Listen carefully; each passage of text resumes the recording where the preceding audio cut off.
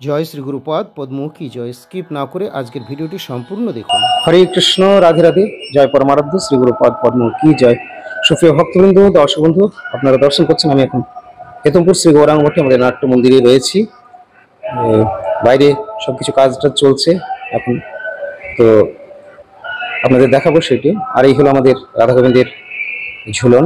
আজকে আবার সাজানো হবে এবং কালকে তো ঝুলন পূর্ণিমা, তো কালকের দিনে ভিড়ভাট্টা হবে। রাত্রে তো আলোকসজ্জা রয়েছে, খুবই সুন্দর, কয়েকদিন থেকে সাজানো হয়েছে। বাইরে বাইরে আর আলো বা লাইট রয়েছে, ভেতরেও রয়েছে রাত্রের দিকে, সেগুলো দেওয়া হয়। আর এই রাধা গোবিন্দের ঝুলন, দোলনাতে দোল খাচ্ছে। গোপালদেবকে নিয়ে আসা হয় সন্ধ্যের দিকে, বিকেলের দিকে ঠাকুরকে মালা পরানো হয়, এগুলো রয়েছে। তো এখন সকালের দিকে অত ভিড় থাকে না, ভক্তরা সবাই থাকেন নিজ নিজ কার্যে। তো এখানে এখন মন্দিরে ভোগ উঠেছে। এদিকে মহাপ্রভু রয়েছেন, এদিকে মধুময় বনমালীজি আছেন।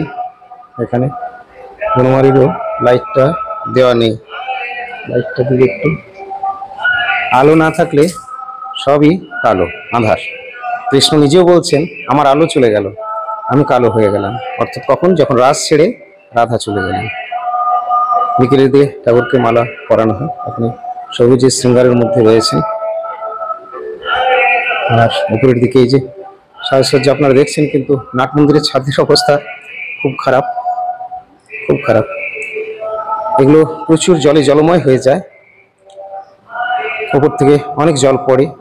তো এই সমস্ত নিচে যেগুলো দেখছেন, এগুলো ছিল না। এতই মার্বেল দেওয়া ইত্যাদি কাজ আমরা আসার আগে খুবই দুরবস্থা ছিল। তো তারপরে হয়েছে, কিন্তু অনেক বড় জায়গা। আর গ্রামেগঞ্জের মধ্যে মঠ, সেরকম কোনো কিছু সেবা টেবা যে আসে তা নয়। আর আমাদের যে ভক্তরা রয়েছেন বাইরের, তারা সবাই খুব একটা যে এখানে সহযোগিতা করেন তাও করেন না। মানে এমনি সহযোগিতা আছে, আসা যাওয়া করবেন, উৎসবাদী হলে প্রসাদ টসাদ পাবেন, ফোনে কথা বলবেন, প্রণাম জানাবেন, এগুলো আছে। কিন্তু এই যে মন্দির কি করে হবে, এই দেখুন না, সব রয়েছে, কেউ যেন দেখতে পায়নি। দেখুন, সব চোখ থেকেও না থাকা। দেখুন, আমি যথাসাধ্য করে যাই, আমি আর কি একটা সামান্য ভিখিরি, আমি ত্রিদণ্ডী ভিক্ষু। তবে সবাই গুরুদেবের কৃপা, আসার পরে এই সমস্ত কাজগুলো এত হয়েছে। ওইদিকেও বিরাট ভক্তাবাস হয়েছে, 3-4খানা রুম আছে, বড় বারান্দা, বড় একটা হল ঘর আছে। এগুলো আসার পরে হয়েছে। তো আমি আসার পরও গুরু গোরাইয়ের কৃপায় প্রায় অন্তত এই মন্দিরের উপরে যেটুকু দেখছেন, তার মধ্যে অন্তত প্রায় 90 লাখ টাকার মতো কাজ হয়েছে। অনেকে সাধারণরা আছেন, ভাববেন তাহলে তো মহারাজ বোধহয় অনেক টাকার মালিক বা অনেক টাকা নার্চার করছেন। না, এটা ভাবার দরকার নেই। টাকা, বিষয় সম্পত্তির সঙ্গে খুব বেশি আমরা যুক্ত হতে চাই না। এইগুলো যারা করেছেন, এই লাগিয়ে রাখছি, দিনের সময় লাগিয়ে রাখতে হয়। মানব বন্ধুরা আছে তো, হঠাৎ ঢুকে পড়বে, প্রসাদ ফটো খুলে নেবে, এই করবে ওই করবে।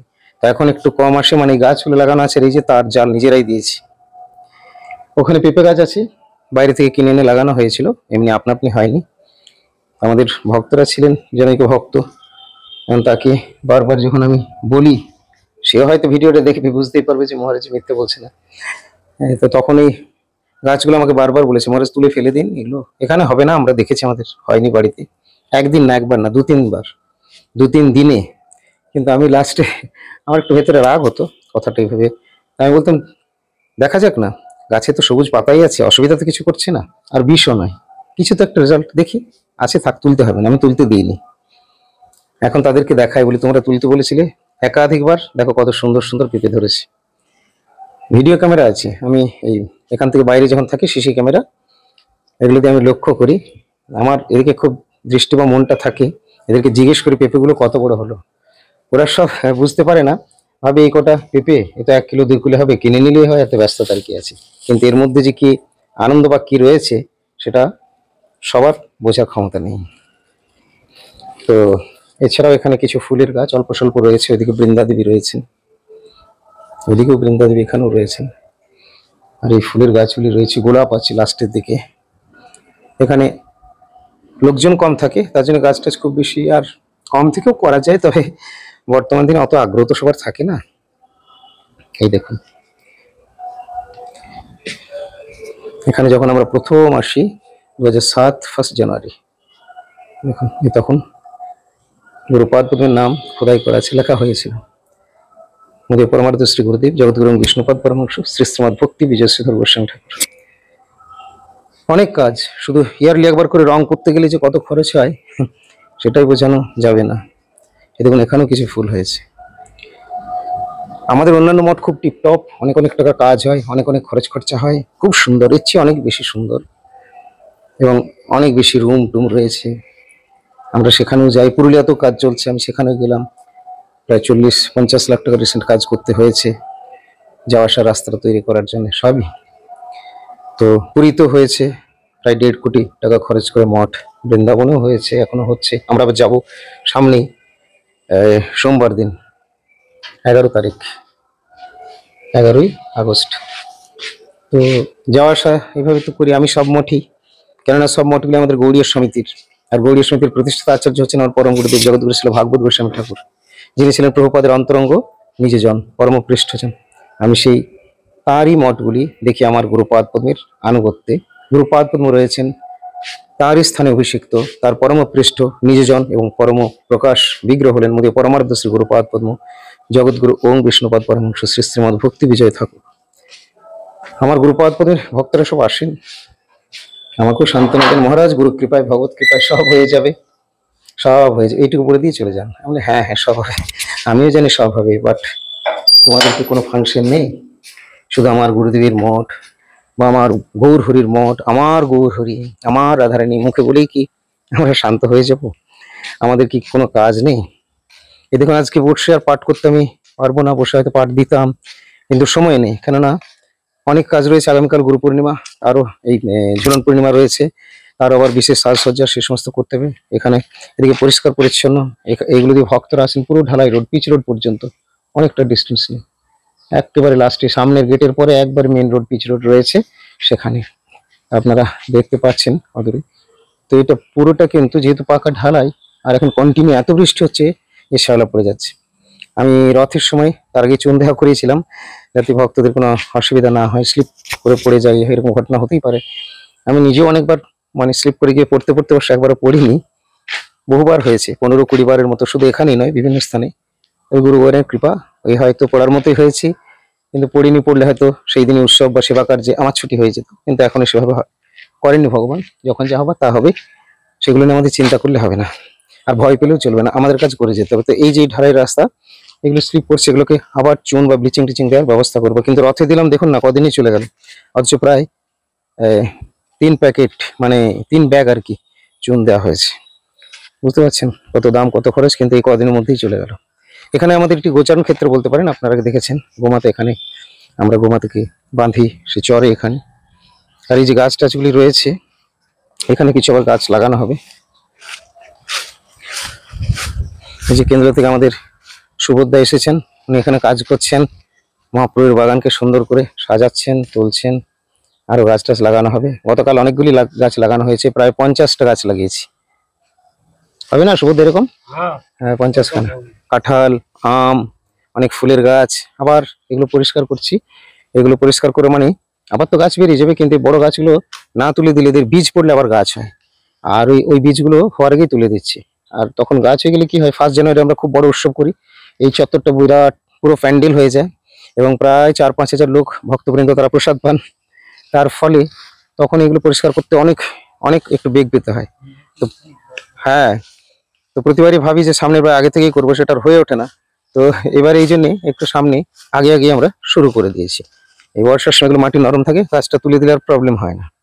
তো এই আর এদিকে দেখুন, এখানে যে স্থানে আমরা জগন্নাথকে নিয়ে আসি, বেল গাছ রয়েছে, অত্যন্ত প্রিয় শিবজির। বেল পাতা ছাড়া শিবের পুজো হয় না, শিবজি আশুতোষ একটুতেই প্রসন্ন হয়ে যান। তো এইটি আমাদের এখানে হচ্ছে প্রভু জগন্নাথ দেবের উপবেশন স্থলী। যখন আমরা বনভোজনে আসি তখন প্রভু জগন্নাথ দেব এখানে উপবেশন করেন, এই স্থানেই বসানো হয়, গোল টেবিল থাকে, সেখানে বসেন এবং ভক্তরা সবাই কীর্তন টীর্তন করেন, নাম সংকীর্তন, অনেক ভক্তের ভিড়ে ব্যান্ড বাদ্য খোল করতাল সহযোগে প্রভুকে নিয়ে আসা হয়। তো এটা তো আপনারা দর্শন করলেন। এরপরে এইদিকে আমাদের ওই যে দেখছেন মোরামের এই জায়গাটি রয়েছে, মোরাম দেখতে পাচ্ছেন, হ্যাঁ পাচ্ছেন আপনারা, ওখানে পরপর কুণ্ড রয়েছে। আমাদের জায়গাতে আমাদের বলতে মন্দিরের জায়গা। আমরা অনিত্য, মন্দির নিত্য, আমরা সেবক, আমরা ভৃত্য। তো কিন্তু প্রভুতে আপন জ্ঞান, আপন ভাব, প্রভু আমাদের দায়িত্ব দিয়েছেন, এই জন্য আমাদের আমাদের এটা আসে। এই যে মন্দির আপনারা দেখতে পাচ্ছেন, মন্দির দেখতে পাচ্ছেন,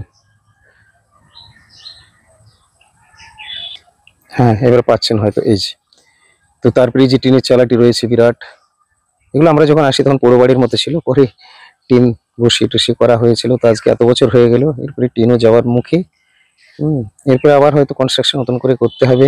নতুন কনস্ট্রাকশন তো দূরের কথা, এখন সামান্য যেটুকু কাজগুলো রয়েছে সেইগুলোই করার মতো, বা সেই সমস্ত কাজ করতে গেলে যেটুকু লাগে সেই সমস্ত জোগাড় করা এখন মুশকিল।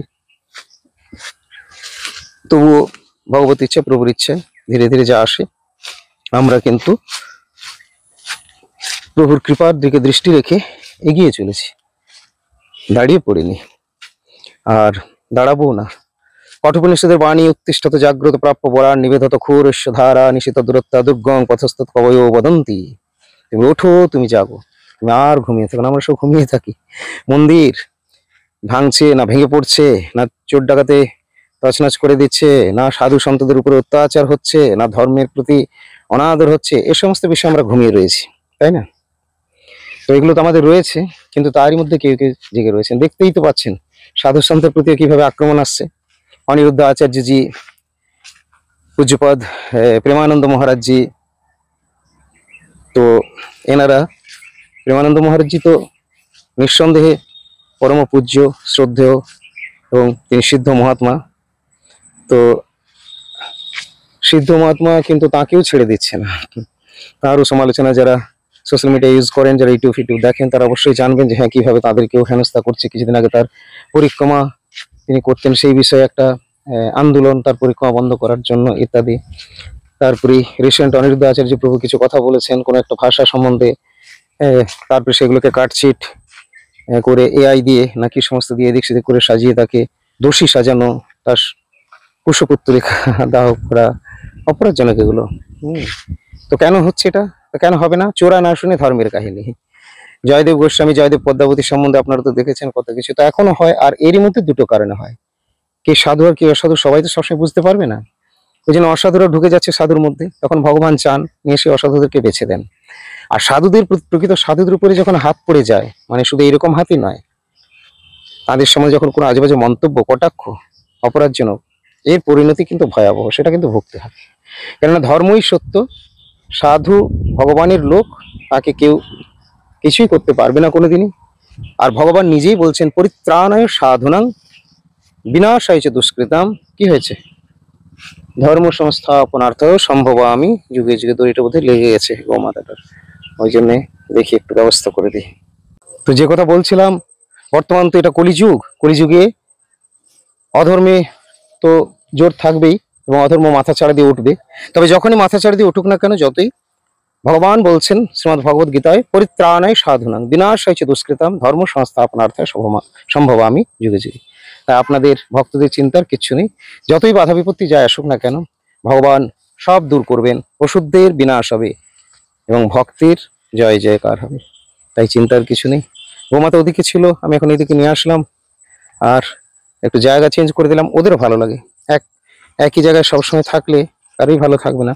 তো সকাল থেকে 2-3 বার 4 বার চেঞ্জ করে দিয়েছি।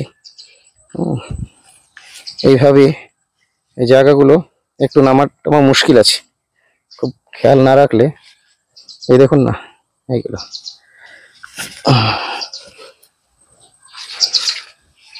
দেখুন, এখানের মধ্যে এগুলোতে জঙ্গল, তো কিছু না কিছু বেরোতেই পারে। এখন অত যদি আপনি সবসময় ভয় চিন্তা করেন, তাহলে কাজ করা যাবে না। ফ্লাইটে চাপবেন, যদি মনে করেন প্লেনটা ভেঙে পড়তে পারে, তার কি করা যাবে? এদিক দিয়ে যাতায়াত করে, আমরাও করলাম, গোমাতাও গেল এলো। আর তাছাড়া শুধু জঙ্গল কেন, এই তো কদিন আগে আপনারা শুনে থাকবেন যে হেতমপুরে বিরাট এক অজগর বেরিয়েছিল রাজবাড়িতে। তো এরকম তো ব্যাপার তো রয়েছে। আর তাছাড়া नसीब अपना अपना, जब जिसका जो होना है वो तो होगा ही। फिर भी हम सबको सावधानी से रहना चाहिए, हम रहते हैं, रहेंगे जितना भी हो सके, लेकिन सेवा कम तो करनी ही होगा। अगर हम ज्यादा सोचे कि ये है वो है, उधर कैसे जाऊं, ये निकाल सकता है वो निकाल सकता है, मेरे जान प्राण जा सकते हैं, इतना सोच के क्या होगा। ज्यादा सोचने का कोई जरूरत नहीं है। जो सोचने वाला वो तो सोच रहा है हमारे लिए। अगर हम उनका बारे में सोचे तो हमारी जिंदगी सुंदर हो जाएगा, मधुर हो जाएगा, और प्यार से हम जी सके प्रभु जी को लेकर। और प्रभु जी वही चाहते हैं, तुम इस जगत में जब आए हो तो कुछ तो काम करो। वो काम ज्यादा कुछ नहीं, कुछ बड़ा काम नहीं, बस सिर्फ मेरे चिंतन, আমার চিন্তা করে একটু ব্যাস, তাহলেই হবে। এই আমি চলে আসলাম, এই দেখুন গেটটা খোলা পেয়েছে, ওরা সব আসার জন্য ব্যস্ত ছিল, আমাকে দেখিয়ে চলে গেল। এই জন্য গেটটা আবার বন্ধ করেও রাখতে হয়, বন্ধ মানে তালা চাবি থাকে না। আমি দু একজনের মুখে শুনেছি যে গৌড়িয়া মঠে দেখি, गौड़िया मठे गेलेई तो गेट तो बंद ही থাকে। तो भैया ये सब तो खोला रखने से मुश्किल होता है, बंद रखना ही पड़ता है। तुम जाके तो देखो, वसुदेव जी को वासुदेव भगवान कन्हैया कृष्ण गोविंद गोपाल कह रहे हैं कि तुम आगे बढ़ के तो देखो, पहले ही कि क्यों इतना सोच रहे हो। যখন বসুদেব বন্দি অবস্থায় ছিলেন শৃঙ্খলাবদ্ধ, বাসুদেব কৃষ্ণ ভগবান যখন বলে দিলেন যে এখান থেকে আমাকে নিয়ে গিয়ে কংস কারাগার থেকে নিয়ে গিয়ে গোকুল মহাবনে রেখে এসো, তো তখন বসুদেব বলছেন কি করে যাবো, আমি তো শৃঙ্খলাবদ্ধ। ভগবানজি বলছে তুই পাটা বাড়িয়ে দেখো না, আমি তো আমার কাজ করছি, আমি তো আছি, তুমি প্রথমেই চিন্তা করছো কেন। বসুদেব অবশ্যই কথা শুনে বিশ্বাস রেখে পা বাড়িয়েছিলেন। এটা লাগিয়ে দিই, পা বাড়িয়েছিলেন এবং যাত্রা শুরু করেছিলেন, তিনি সাকসেসফুল হয়েছিলেন। তা আপনারা এর দ্বারা শিক্ষা নেবেন, ভগবান বলছেন আমি আছি, তুমি চিন্তা করো না, তুমি তোমার কাজ করো, আমি আমার কাজ করব। তাই ভগবানে বিশ্বাস রেখে পা বাড়ান, প্রথম থেকেই চিন্তা করে নেবেন না, দেখবেন ওনার কৃপাতে সব অসম্ভব সম্ভব হয়ে যাবে, খুব সুন্দর ভাবে আপনার সমস্ত কার্য হয়ে যাবে। আর যে প্রথম থেকে বসে বসে চিন্তা করবে তার ভগবান আর কি করবেন, ভগবান বলবেন ও তো নিজেই ব্যস্ত হয়ে পড়েছে, এত চিন্তা এত ভাবনা, আমার উপরে ভরসা নেই। পরমার্থ শ্রী গুরুপাদ পদ্ম একটি পাঠে বলেছিলেন, কেউ যদি এখন বসে বসে চিন্তা করে যে আকাশটা যদি আমার মাথার উপরে ভেঙে পড়ে তাহলে কি হবে, এই চিন্তা কে করে, পাগলে করে, আর গেঞ্জেল যারা নেশা গাঁজাতে করে, তো এই চিন্তা আমাদের করে লাভ নেই। আমরা এটাই চিন্তা করব যে আমাদের প্রভু আছেন, তিনি আমাদের রক্ষা করবেন। তবে যতই রক্ষা করুন না, যাই করুন, আমরা কেউ স্থায়ী নই, আমরা সবাই অনিত্য অস্থায়ী। আমাদের আত্মাটা স্থায়ী, নিত্য। এই বদ্ধাবস্থায় এই শরীর নিয়ে, এই দেহ নিয়ে, মন প্রাণ নিয়ে যদি আমরা গুরু গোবিন্দের সেবায় নিয়োজিত হতে পারি, তাহলে আমার জীবনটা ধন্য হয়ে যাবে। অন্তিমকালে যদি তাঁর শ্রীপাদ পদ্ম আমার স্মরণ হয়, আমাকে কেউ আটকাতে পারবে না।